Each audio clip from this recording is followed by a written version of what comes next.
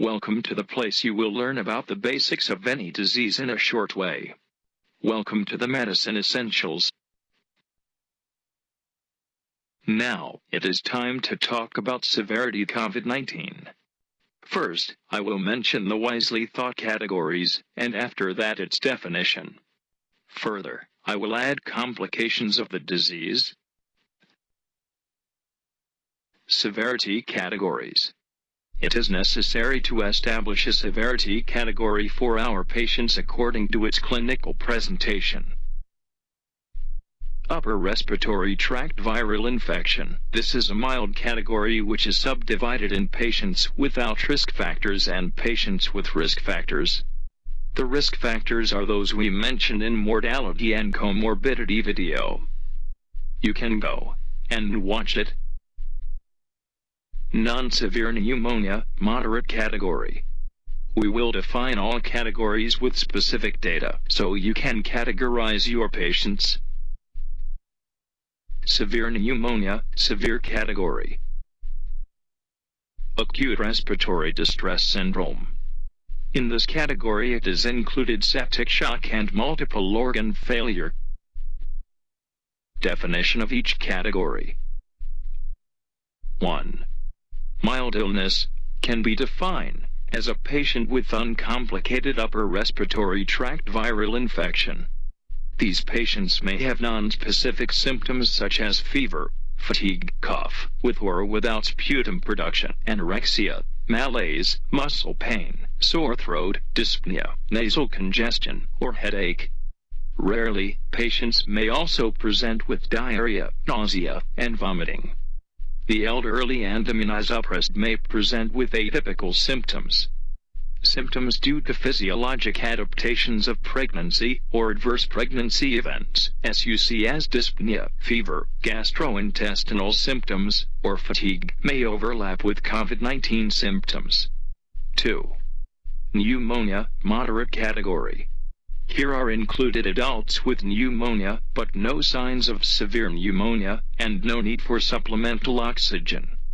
3.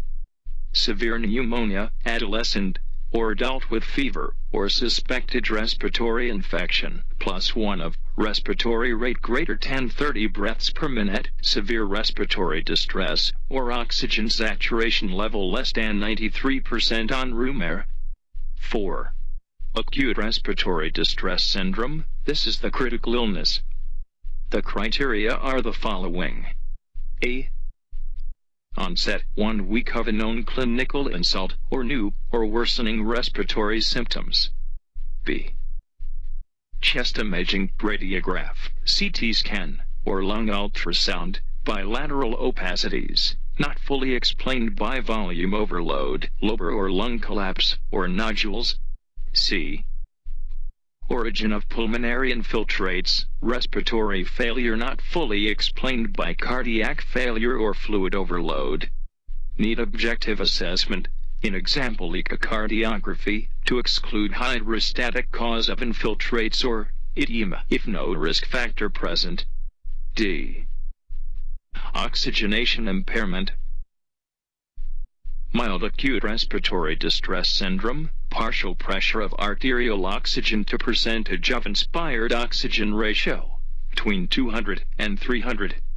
Moderate acute respiratory distress syndrome, partial pressure of arterial oxygen to percentage of inspired oxygen ratio, between 100 and 200. Severe acute respiratory distress syndrome, partial pressure of arterial oxygen to percentage of inspired oxygen ratio less than 100. When partial pressure of arterial oxygen to fraction of inspired oxygen is less than 315 suggests acute respiratory distress syndrome, including in non-ventilated patients. To categorize in a systematic, quantitative and objective way our patients, it is proposed the assessment of each patient with the following COVID-19 early warning score, to classify each case. This makes easy decision-making for the management. I will not stop in this. You can review it later. The important to explain is the interpretation of the COVID-19 early warning score. Patients with a score less than 5 are categorized as mild illness, that means upper respiratory tract viral infection. They can discharge to home quarantine.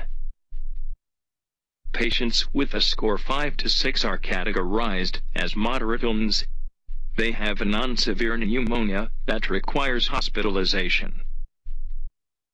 Patients with a score greater than 7 are categorized as severe illness. Those are patients with severe pneumonia who requires admission to intermediate care unit. Patients with a score greater than 7 with acute respiratory distress syndrome, shock, or multiple organ failure are categorized as critical and need admission to the intensive care unit. Those are the categories, a wisely strategy to the right management of COVID-19 patients. Now, let's talk about the complications. COVID-19 complications are sepsis. It is developed at a median of 9 days, range of 7 to 13 days, after illness onset, among all patients. It followed by acute respiratory distress syndrome, at a median of 12 days, range of 8 to 15 days. Another complication is the acute cardiac injury presented on a median of 15 days, range of 10 to 17 days. Acute kidney injury was observed at 15 days, in a range of 13 to 19.5 days, and secondary infection, 17 days, range of 13 to 19 days. There is frequently to observe cardiovascular complications. These are the most common: heart failure, that can be of new onset or worsening of previous established condition. Arrhythmias, from sinusal tachycardia to supraventricular or ventricular tachycardias. There can also be present bradycardia. Myocardial infarction. It can be an acute direct cardiac injury or type 1 myocardial infarction. It's everything for today. Thanks for watching. Next video, COVID-19 treatment.